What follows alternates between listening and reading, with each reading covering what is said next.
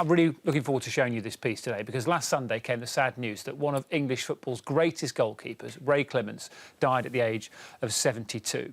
With a club career spanning Scunthorpe, Liverpool and Tottenham, he won so much: 5 league titles, 2 FA Cups, 3 European Cups, 3 UEFA Cups. He's remembered now by his friend, former goalkeeper and former resident of this very chair, Bob Wilson. The agility of goalkeeper Ray Clemence. Ray Clemence was a giant, but a giant who could fly. We hit that well! That was a superb save by Ray Clemence. On his shoulders was built one of the greatest club sides British football has ever seen. Oh, what a save! He was Liverpool's emergency service. Not always needed, but lightning fast if he was. Ray was born in Skegness.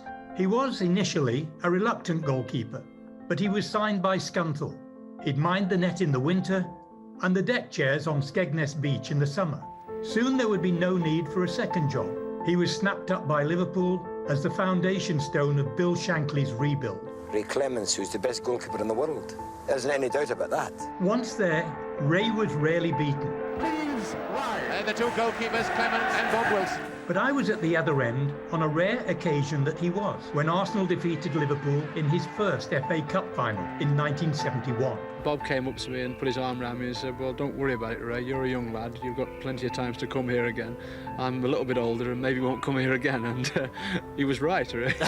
If that wasn't Ray's day, the rest of the decade belonged to him and Liverpool.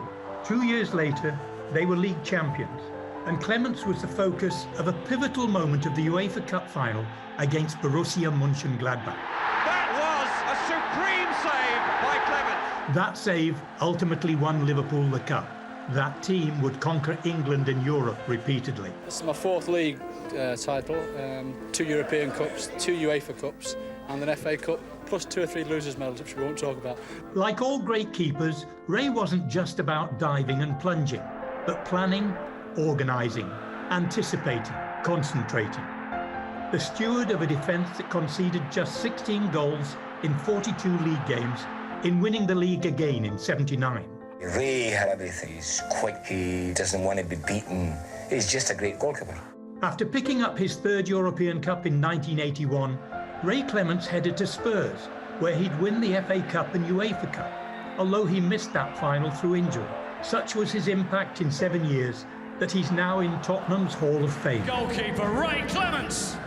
The problem, of course, with being a keeper is that there's only space for one number one. For England, Ray was in competition with the brilliant Peter Shilton for that space. A personal battle that never became personal. The two men were friends and rivals. Despite that, Ray still played 61 times for his country, and he'd be a part of the England setup for 16 years as a coach, guiding the next generation of keepers, if not the next generation of Clemences. It's a mugs game, he said. That's why he doesn't play in goal. They wouldn't be filming this if they knew the score we had. Ray's sense of humour saw him through every challenge on the pitch and off it. He faced cancer with the same courage and bravery that he wore on the pitch. He'll be remembered as a wonderful man, a thoughtful coach, and quite magnificent goalkeeper. The Great Wall of Liverpool. Oh, wonderful stuff from Bob Wilson, who says he's laughed many times over the years about trying to stop Ray crying after that cup final. It's just a